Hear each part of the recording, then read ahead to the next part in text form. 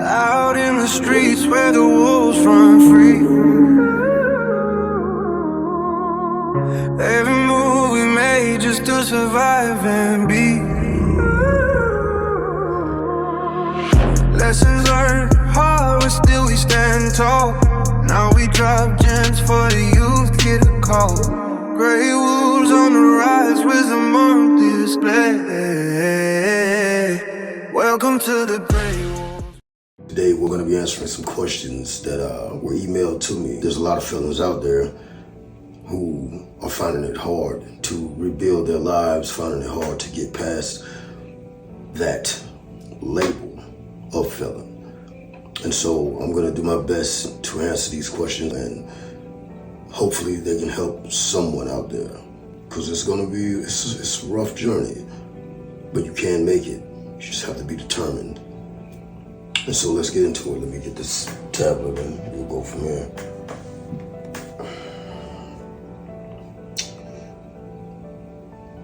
All right. What was the moment you realized you had to change your life for real? I like the for real part, because we always get that, I'm gonna change, I'm gonna do this, I need to do this, I'm gonna do this.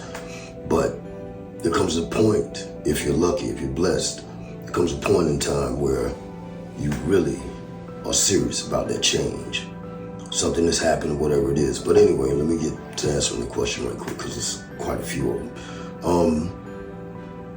The moment I realized I had to change was when I was in prison, and my son, who was 9 years old at the time, sent me a letter.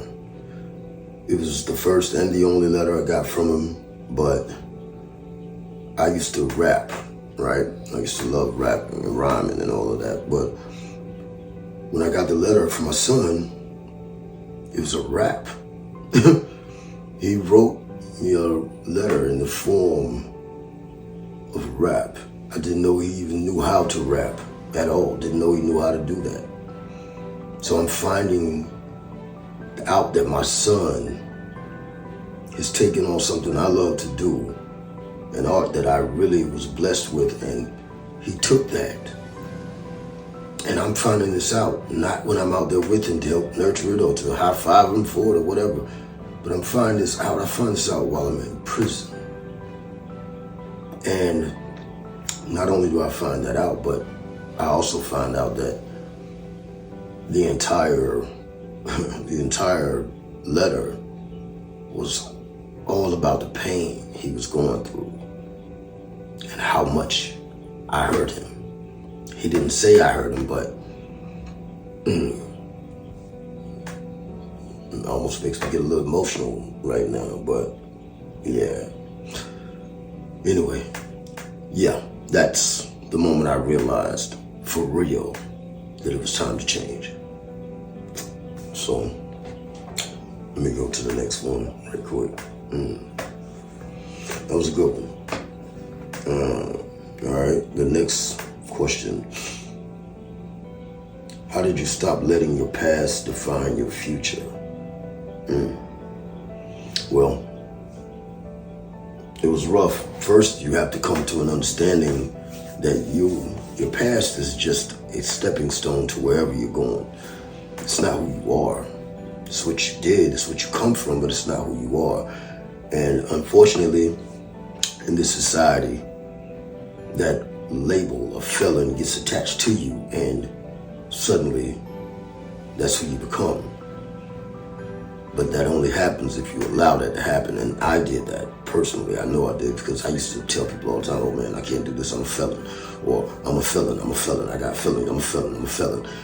So much that one of my guys told me one day, he said, man, listen, man, stop saying that, bro. Stop saying you're a felon, man. First time anyone ever said that to me. But again, the people I was saying it to and I was talking about it was street dudes, gang members, drug dealers, thugs, gangsters, all of that. So when I say, yeah, I'm a felon, boom, boom, boom, it didn't do anything to them.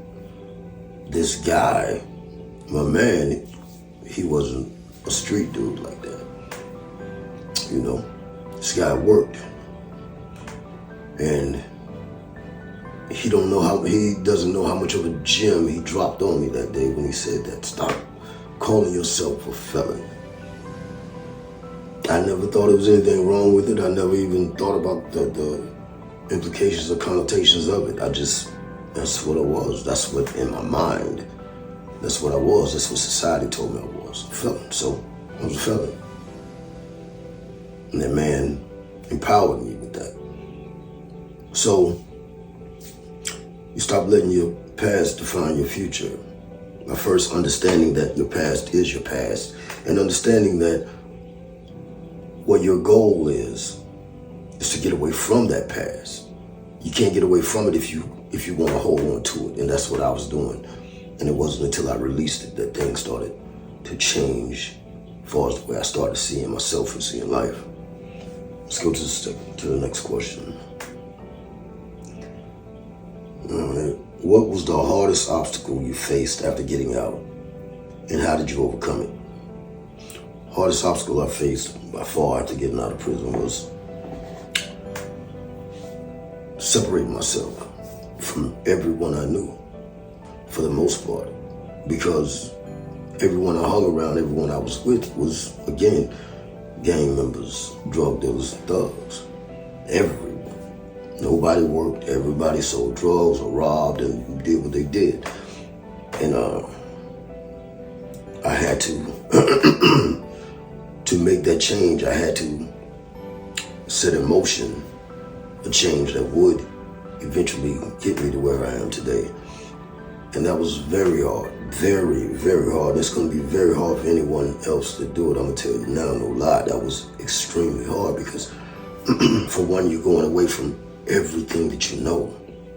And so now you're at the house on a Saturday night and you know it's popping everywhere and your phone is ringing and boom, boom, boom, and you gotta say, no, I'm chilling tonight. And eventually I'm chilling tonight. Once that's said so many times, the phone calls start slowing down. People start going their own way because they get it. They understand that you don't want to be around them no more. Some of them cool with it, some of them are not. And so you will have some people who you call your friends turn into your enemies, so to speak. Not enemies to the way they want to do something to you physically, but enemies to where they don't like you. They may even talk about you. But once you start making that change, you realize that unlike living that life in the streets where someone talks about you, you want to go do something to them. When you start really making that change, you realize that talk is just talk, man. Let them have it. Let them have it. You got to keep your eyes on the bigger picture. And that's going from here to there. And so that's what I did. But yeah, that's the hardest thing to do, man, is to separate yourself from everyone and everything that could hinder your growth or will hinder it. Let's see.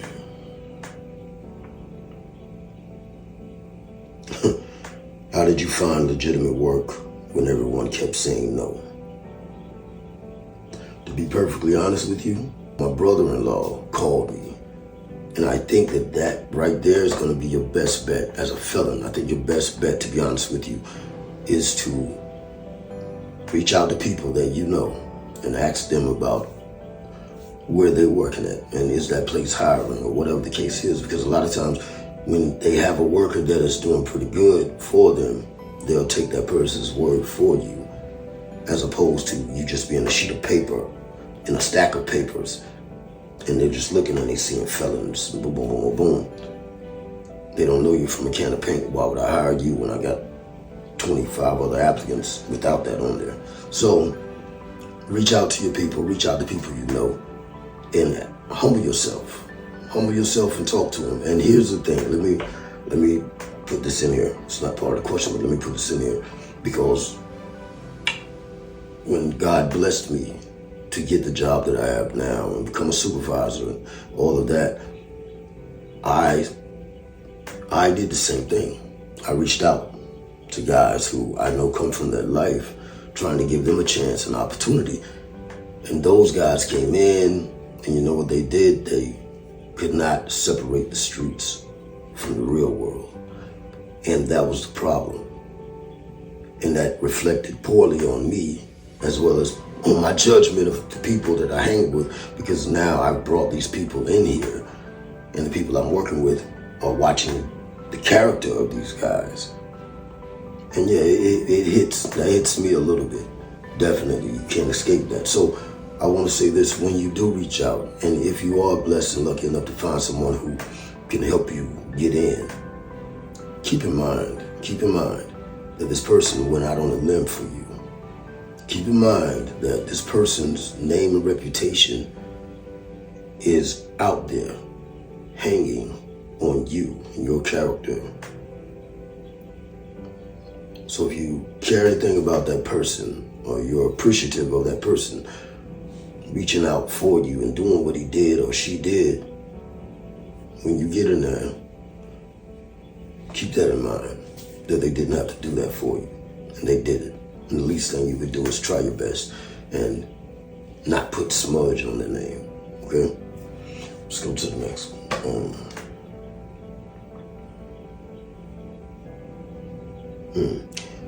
Did you ever feel like going back to the streets, and what stopped you? I'd be lying if I said I didn't. I don't now, but in that change process, oh man, numerous times. To be honest with you, I think a couple of times I may have slipped back into it for a hot second, you know?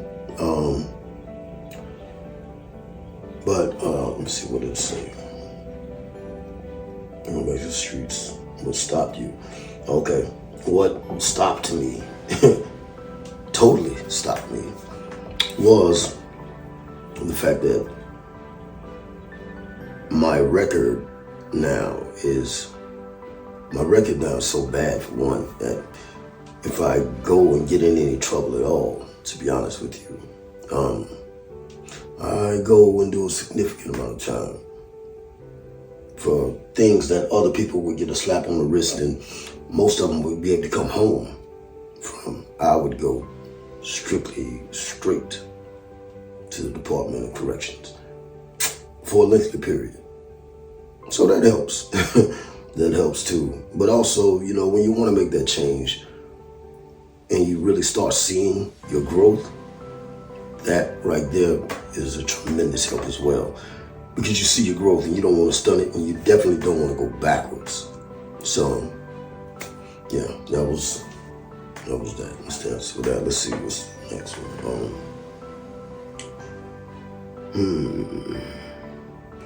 How did you rebuild discipline after years of chaos?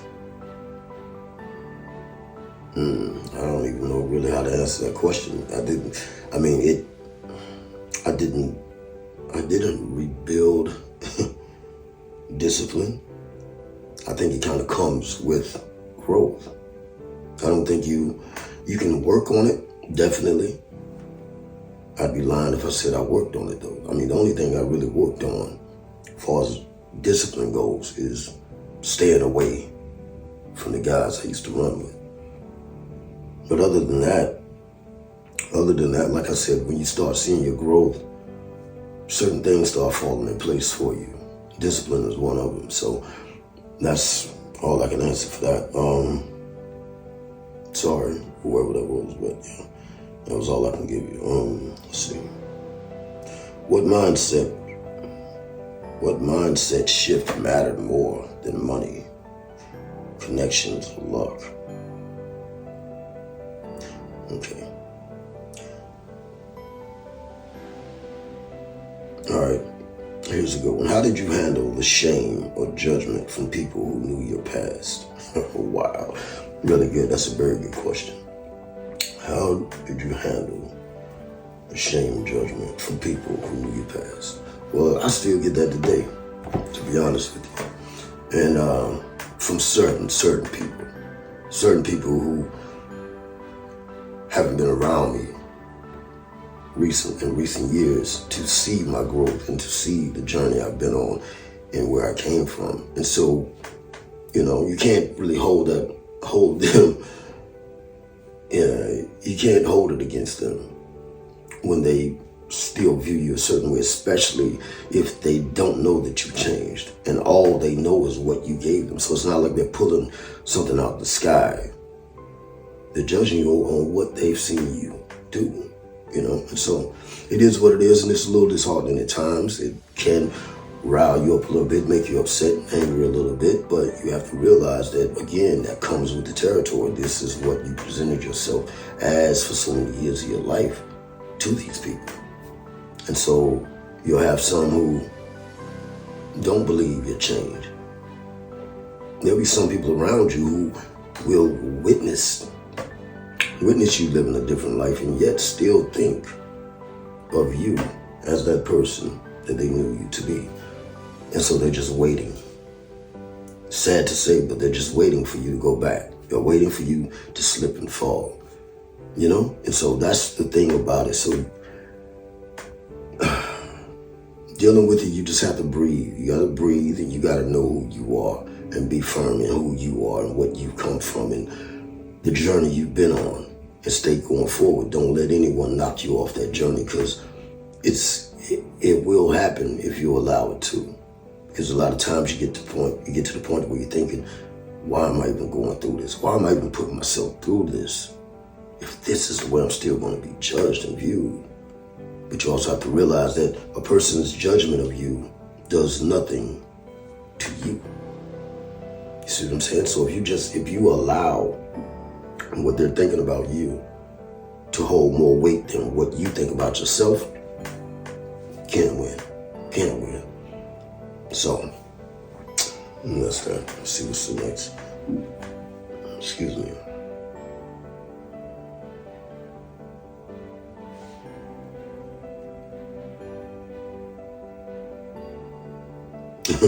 Who believed in you when nobody else did, and how important was that? It's my mother. My mother.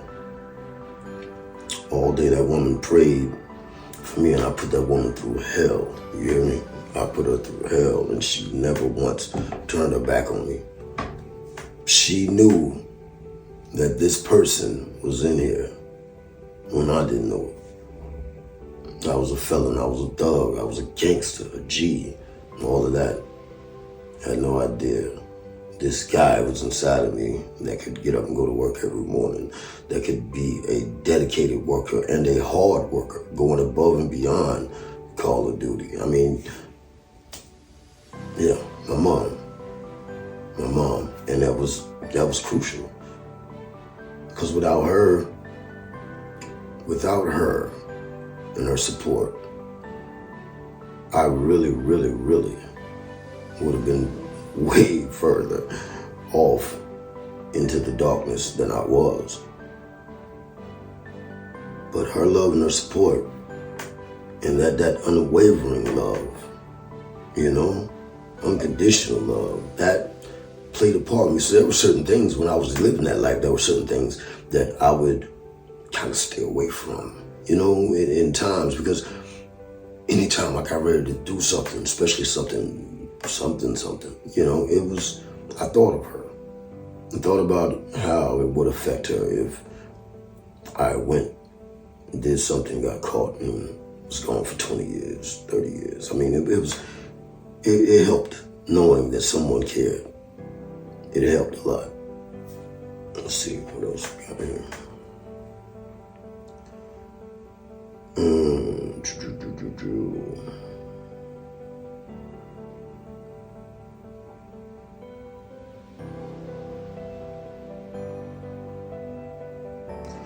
How did you deal with friends or even family who were still stuck in that lifestyle?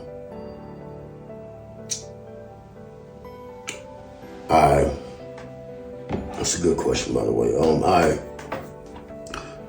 lot of them I went to, told them about my vision for my life, as well as theirs. I had a lot of good conversations with a lot of guys about the streets and about how there's nothing out here for us, and about how the streets don't offer you retirement. There's no 401k, there's no nothing, there's no savings, there's no nothing in the streets. And so we had a lot of great conversations. Unfortunately, I don't know one who made a change, who tried to make a change. So they know. I mean, they know the risk that they're taking. It's not stupid. They're not stupid. But yeah, I reached out to them and tried to bring them over to my side. And it might have been a little bit selfish on top of that because, of course, like I said, I had to cut everyone off. So if I can get you to see the vision and come over here to this side, then I don't have to cut you off, and then I don't have to be alone. Still got my homie, and boom, boom, boom, boom, boom. But unfortunately, it never manifested, and so I ended up having to cut everyone off and free myself from that life in order to go in the direction I was trying to go to get where I am now, and still going.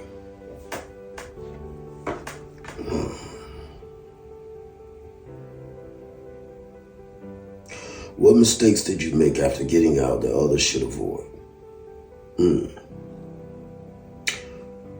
Well, first mistake was thinking that you could make that change. That was a major one for me. The first mistake was thinking, and the worst actually, was thinking that I could still hang with the guys and change my life. Thinking I could still smoke, drink, and everything else, just not commit crimes anymore, right? Because that's the thought. Don't commit the crime, you don't go do the time, And so I can go this way now because I'm not committing crime, so my life and trajectory would change and said third, but it didn't. And it didn't because my mentality did not change. I wasn't committing crimes anymore, but I was still throwing my time away by hanging out with the boys instead of focusing on trying to find good work. I was still throwing my life away by drinking and drugging, getting drunk and high out my mind, smoking and drinking and, waking up the next day at 12 noon with no job when you should be getting up like you have a job. You should be waking up. You should be setting your alarm to pop up at 6 o'clock when you don't have a job, so you can get your butt up and go do what people do who do have jobs. But instead, I wasted a lot of time with that because I didn't want to cut people off. I didn't want to be alone. And so, I was used to that life too also. I was used to these guys. So that was my family, quote unquote family. So that was my biggest mistake when I first got out, because I wasted a lot of time with that. So, yeah. Let's see.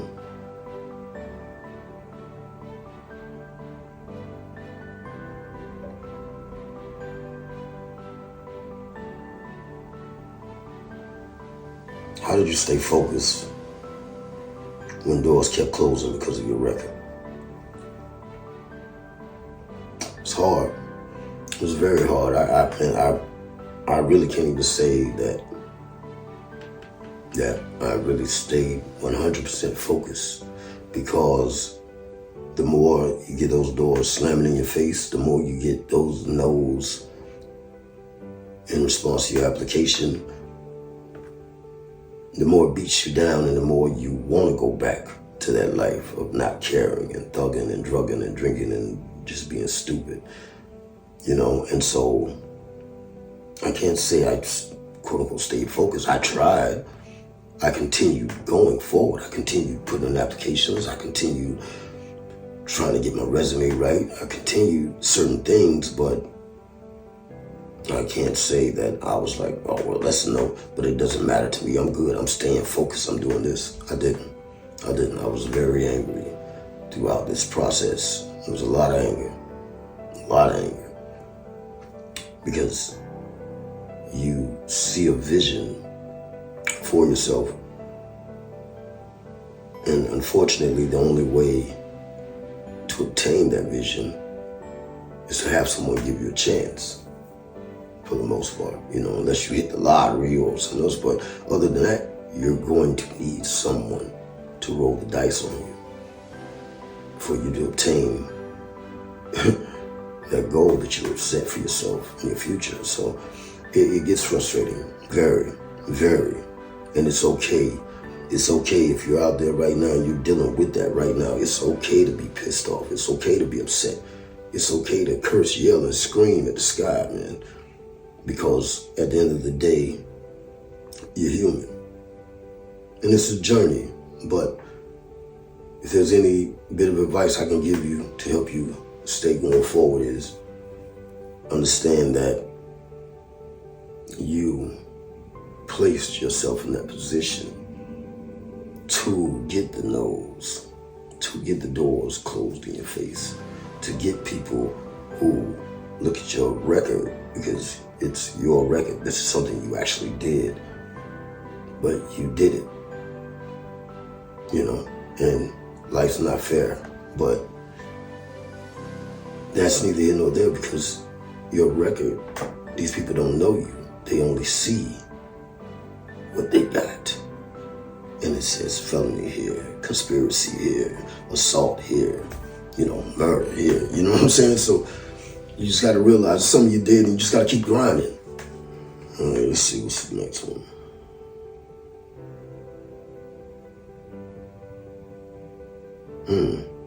What role did faith play? What role did faith play in your transformation, if any? In the beginning, it didn't really play a role at all, to be honest with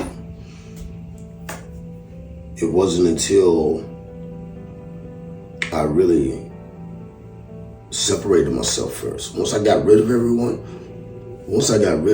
and now I'm spending all this time alone.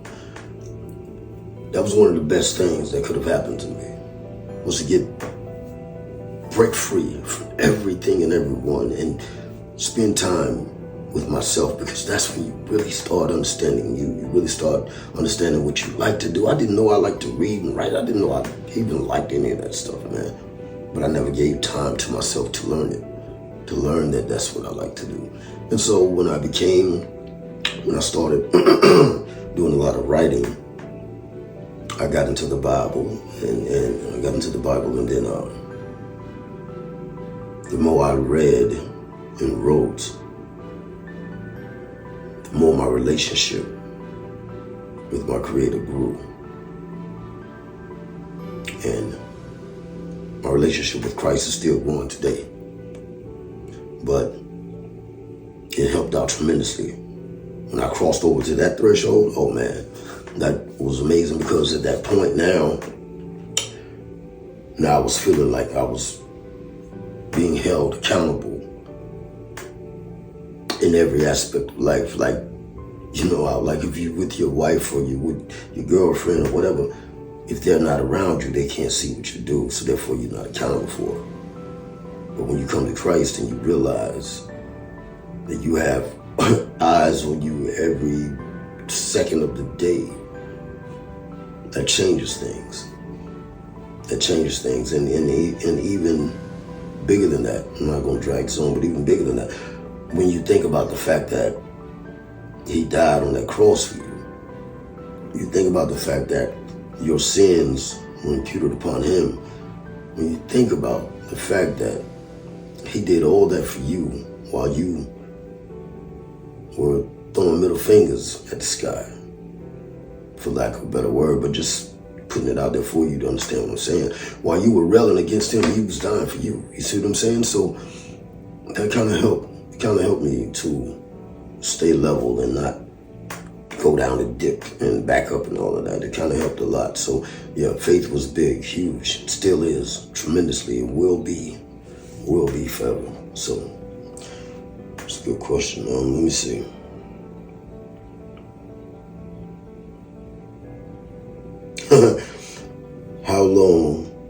How long did it take before you felt truly free, mentally, not just physically? It's a great question.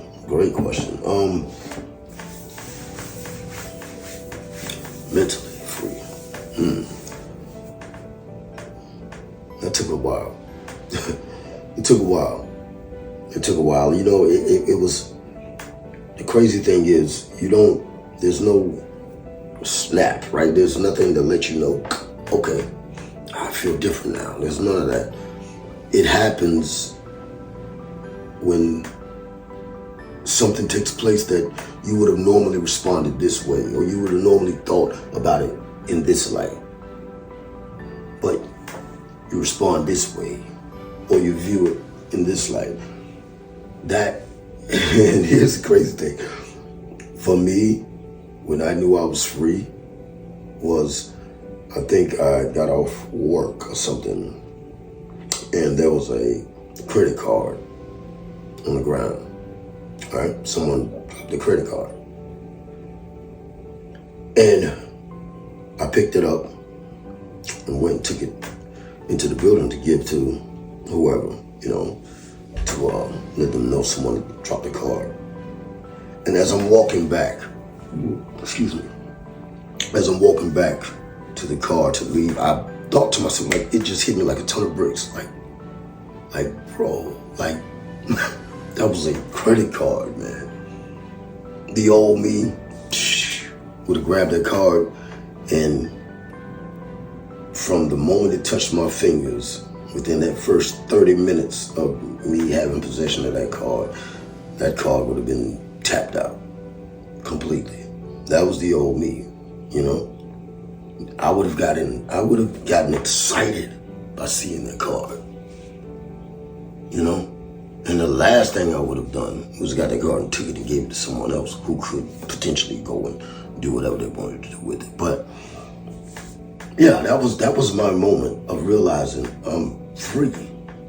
I'll never forget that. It was that impactful to me, because I thought to myself, like, yo, I didn't even want to do anything. It didn't even cross my mind to do anything illegal with that card. It didn't cross my mind at all. It was like, oh, somebody dropped a card on me. Go ahead and hopefully they can find it. That's exactly the way it was. Like, oh, somebody dropped on me. Hopefully they'll find whose it is and get it back to them. That was awesome. That was, man, listen. That was an amazing moment. That's when I knew I was mentally free. And that's how you will know it. There is no bells that ring to let you know that you just crossed over. It's going to be something of that nature that's going to show you that you've changed, and you're going to be like, holy crap, what? Like, yeah, so that was big. Let's see. If you had to start over today with nothing, what would you do first? If you had to start over the day with nothing, what would I do first? If I had to start over with nothing, the first thing I would do is form a relationship with God. I hate it. That's one of my biggest regrets. That is my biggest regret, that I waited so long to form that relationship, because with that relationship also comes a certain level of discipline.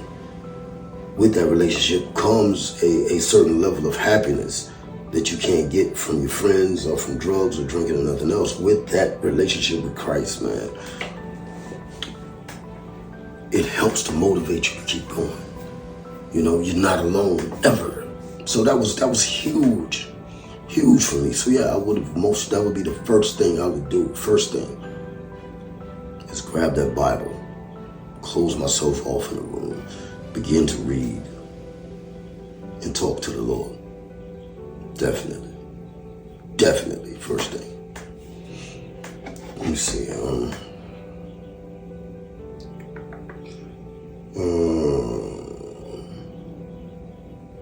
What would you tell someone who feels like their felony sentence is a life sentence? It's not. It's not. That sentence, that felony, it can stop certain things in your life. Yes, it can make it hard for certain things, and it can stop certain things. As a felon, I can't go to Canada. You know what I mean? So there's things that it does stop, but it does not stop you from growing. It does not stop your journey from your changing from this to that. It doesn't stop any of that. Only you and your mentality Only you and your view of yourself makes that happen. A felony is just a mark on your record. And you have to realize that and don't give it the power that a lot of people do. Because it's easy to give it the power because it does seem like it has power, but it really doesn't. It really doesn't. It's really about the way you think of yourself and the way you view life. And if you view life as if you're held down and you can never get free, then you're given that far more power than it deserves to have over you. Let's see here.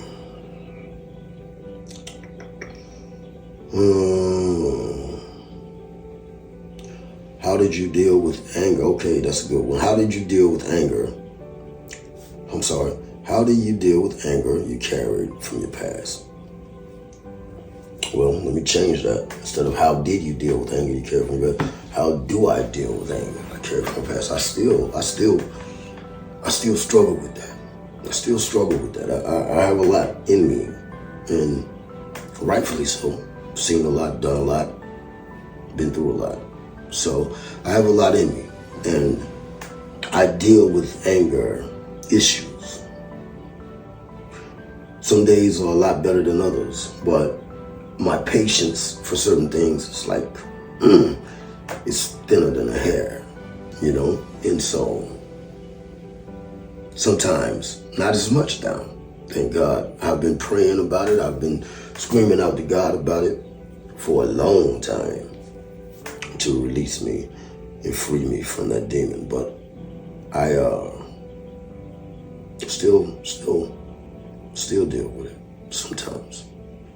And I think the thing is to help any of you out there, the thing is you have to find your triggers, right? Find what triggers you. I had to do that. That helped me out a lot. And then also too, you know when that rage is starting to bubble. You can catch it. So you have to, when you feel that, you have to remove yourself from that situation immediately. And one thing that I found that helped me out too with dealing with my anger is letting things go. I used to be on everything, right? Like, so if it rubbed me and I didn't like it, I'm there, I'm on it. We're gonna fix this, bam. Now it's to the point to where if it's not major, if it's something light or whatever, just let it go, man. Just let it go. Because why would I put myself in a position to potentially blow up in a rage and ruin my day and everyone else around me, ruin their day as well, for something that I can say, you know what? I see that, I don't like that, cool. Let me go this way and leave it alone. And that's been helping me a lot. That's been helping me a lot. By the grace of God, man, my change has been consistent, and it's still that. And so, but if you think that you can come from a life of rage and anger, if you think you can come from that and that thing is not sitting somewhere inside of you, because you are still human. Even though I'm Christian, even though I follow Christ, I believe in God, I'm still human. I'm still in this flesh. I'm still in this body. And so yeah, it's just that. That's how I deal with it.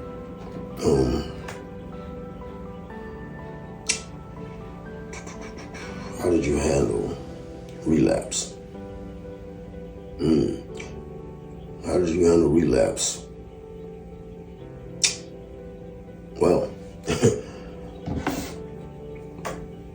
a lot of times when I did relapse, so to speak, when I did go back into that life, or when I did maybe smoke a blunt, and I ain't smoked one in forever, I repent. For me, my faith has helped me tremendously. So I feel horrible when I do these things. When I do these things, I feel horrible. Truly, And so I cry out to God. I cry out to God for forgiveness, though I know I'm forgiven. I cry out for forgiveness. I apologize for my foolishness. And I repent. And when I say repent, I don't mean I say I'm sorry. When I say I repent, I turn away from it. I do my best to not go that route again. And I'm not going to sit here and lie and say that when I do turn from it, I don't turn back around to it sometimes. It just happens. It's just this life. It's this madness we call life. But the thing is, understanding when you're wrong, understanding when you're doing something that's detrimental to your health or to your future, that's the key to all of it, man, to be honest with you. That's the key to all of it, with the change and everything, is just understanding what it is that you're doing and not just do stuff freely and just do everything with purpose. Let's put it that way. I don't want this to go on for too long, so we'll do 5 more. Okay, 5 more, and then we're going. And I'm sorry, because I'm not getting to all of them. It's so many. I'm just going through them, just picking out what I think would be most impactful or helpful. Good one. What part of yourself did you have to let die in order to grow? Coming from being a gang member for so long and living that lifestyle and around those type of people for so long, you really buy in to that life. And so that was the part of me that I had to let die, and I still struggle with that too, to be honest with you. You see what I'm saying? Like, so you have to stay determined. You have to stay motivated, because I still struggle with that. I still struggle with that. My wife will testify to that. I mean, we could be somewhere and music could be playing and a certain song would come on, and I might be doing something, and next thing you know, my hands are throwing things, if you know what I mean, and I don't like that, and she hates it. So, it's times when, I got videos where I've been doing something and bam, bam, bam, and I might have had a drink or so, and I'll see this, and I got videos where you can see me on the video catch myself and be like almost like my hands have arthritis and I'm just rubbing them now, but it's because I'm trying to get that out of me, get that away from me, so, or when, to be honest with you, you're gonna get this when you come, especially when you come in that life too, because you're so used to being a monster, so to speak, for lack of a better word, that when you do make that change, glory be to God, when you make that change, bro, and people are looking at you and they're saying, man, I can't believe you used to be that way. You know what I'm saying? And here's the crazy part, the craziest part to all of this is we fight to get away from that life. I fought so hard to have people view me like that, have people view me like, no, he's not a gangster, he's not a drug dealer, he's not a thug, he's not a gang, he's none of that. Even to the point of he's a square. Cool, he's L7. I fought to get here. And the most insane about that is, now that I'm here, when I hear someone tell me, like my wife would say, it is hard for me to believe you, sister. That thing in you bubbles up like you want to show people. You want to prove something. You want to show people, that it can get real, that it, you know what I'm saying? And it's foolish. It's stupid. It's stupid, but that's just how it is, man. And I hate that. I hate that even to this day, even right now as I sit here in front of this camera, I hate that if someone came to me and was like, psh, you lying, you never did that, you never been this, you never. I hate that thing inside me is just like, yo, let me show you, right? You see what I'm saying? That's so, I digress. Stay focused, and don't let anyone, anything throw you off. of your grind. Let me keep going before we run out. All right. What did I do here?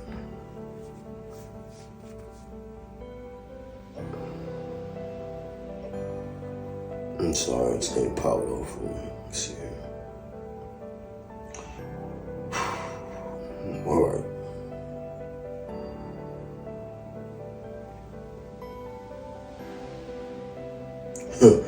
Good. What opportunity looks small at first, but changed everything? That would be my brother-in-law getting me that job out there with him, because he got me a job doing delivery. It was delivery, so you're in the elements, and I hate it. I don't like being in the heat. I don't like being in the rain. I don't like being in the cold. But that's what I was doing, and I was doing it for a very small amount of money, starting out, with no idea where that would lead me to be.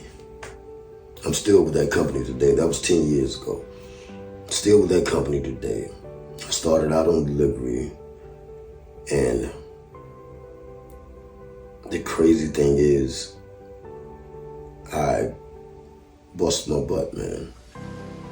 I didn't take it. I didn't go into it as just another job or just another way to make some money. I went into it with the mindset that I'm going to make an impact in this company. I'm going to make an impact in this company. I'm not just here for delivery. Even though I'm doing delivery, I will not stay on delivery. I will not be a delivery guy. I'm going to climb. I'm going to do something in this company. I'm going to make an impact. And I was determined. I was determined to do that. And I think if there was any bit of advice I could give to anyone out there right now with a felony, is that don't quit your job. I don't care how small it is, how whack your money is or whatever. Don't quit, man. If there's room for growth, if there's a way to climb a ladder, if there's different things, like where I work at, I started on delivery, but that company is bigger than just a delivery company. It's a cabinet company, it's a woodworking company. So you have countertops where these guys are sanding quarry, and you have custom work over here. You got engineers in here. You got the shop, Euro shop, where they're building cabinets and all of these things here. So there's so many different elements to it where you can move around in it. Those type of jobs like that, don't quit. Do not quit. It may seem bleak, it may seem minuscule, it may suck. But trust me when I tell you this, don't quit, man. Don't quit. But don't just take it as a job. Stand out.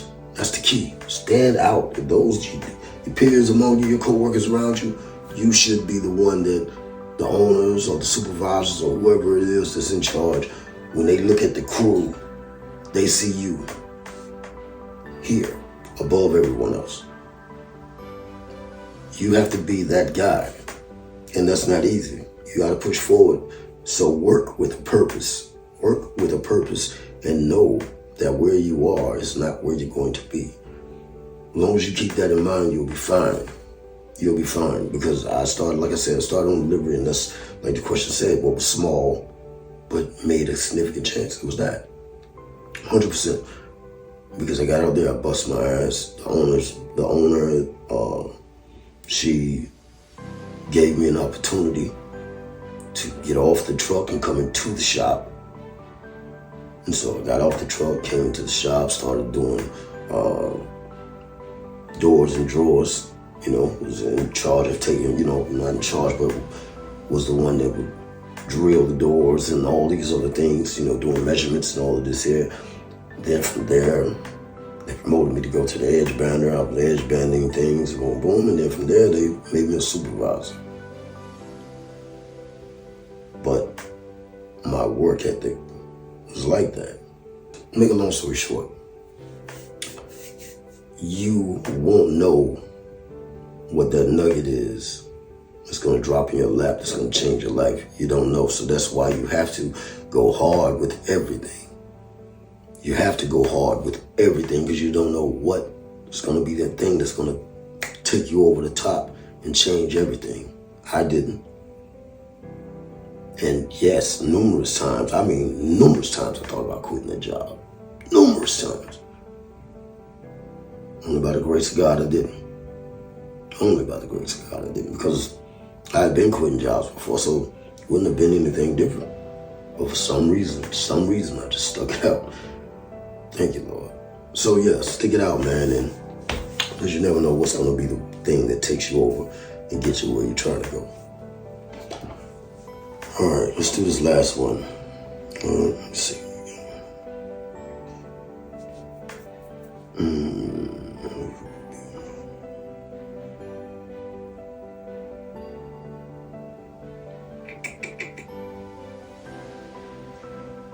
One second, let me see.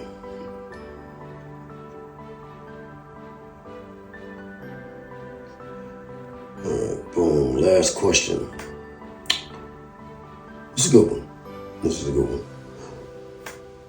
What warning signs tell you you're slipping, and how do you correct your course fast?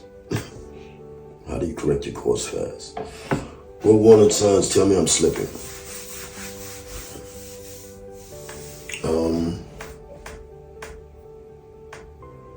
What warning signs tell me I'm slipping? Caring too much about the wrong things. That's one. When I find myself focusing on things that don't help me and allowing myself to get riled up and upset and angry and bothered and heated about something that's beyond my control and about something that's so minuscule when it comes to my life and what I have going on, that's when I know I'm going backwards because my focus is off. And that's the main thing. It's just having your priorities in line, man, knowing what your priorities are. If your goal is to get here, why are you focusing on something that's here? Your focus should stay that way. So when I start looking at things especially things that's beneath me, things I've already passed on my journey, and I'm looking down back this way, like, yeah, I'm slipping, I'm getting thrown off tremendously, and I have to do a reset. Sometimes my wife will tell you, sometimes I may go and have to get a hotel room. I'll go get a hotel room, take my Bibles and my study books with me, and just go and spend time with the Lord alone in that room, just to recenter myself and to get back to being the righteous king that he made me to be. And so that's a good question. Any of you out there, you need to have that on your mind so the warning signs and those warning bells start going off when you're going off track. Because a lot of times you can go off track and get so far derailed before you realize it, that it's an extreme struggle for you to get back to where you are.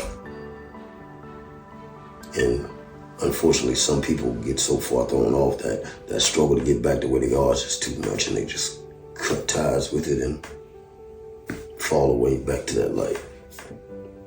So, all right, I ain't gonna hold you guys. I'm hoping and praying that this right here was an extreme blessing for someone out there, if not all of you. Catching those felonies really can put a tremendous strain on your future. So if you're out there and you don't have one, I suggest you wake up and get away from anyone or anything that could potentially get that F thrown on your jacket. Also too, for those of you who have one felony, I have multiple different cases and things. So, but if you only have one, North Carolina has their second chance program or something like that. So I think it's, if you only have one felony, you have to stay clean, you know. No dings or nothing on your record for like, I think 7 years or something. But you can get that felony taken off and it's like you never had it. Think about that. And in not just North Carolina, across the country, there's programs like that. So definitely, I would say look into those programs. For me, unfortunately, when they implemented the program here, I had just caught my second felony. And so, yeah, that pretty much did it for me. That pretty much locked me in, you know what I'm saying, on that point. But those of you who are lucky enough to only have one, stick to your guns, man. Stay, and that was a poor choice of words, to your guns. Stick to your grind, pushing forward and staying away from the darkness, man. Get that felony off your record and it's gonna open up, oh man, it opens up so many avenues for you. For those of us who have more than one and this is just what we have to deal with, understand that we made our bed, we gotta lie in it. It's not about being fair. It's not about being fair. It just is what it is. As a felon, I'll tell you guys now, and let me change that, not even as a felon, but as a person with a felony on their record. I'm 53. I'm 53 years old right now. I haven't committed crimes in a long time, you know, but it's still a struggle when it comes to things like trying to get an apartment, right? Because a lot of apartments don't rent to felons. So, you have to keep that in mind. So that becomes a struggle. The biggest hump for me now, dealing with this record that I have with these felonies, is the fact that you can't protect your family. I hate that with a passion. I hate that with a passion, that I am barred from owning a gun.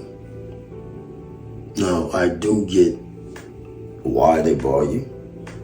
What I don't get is why you can't have it in your home. You know?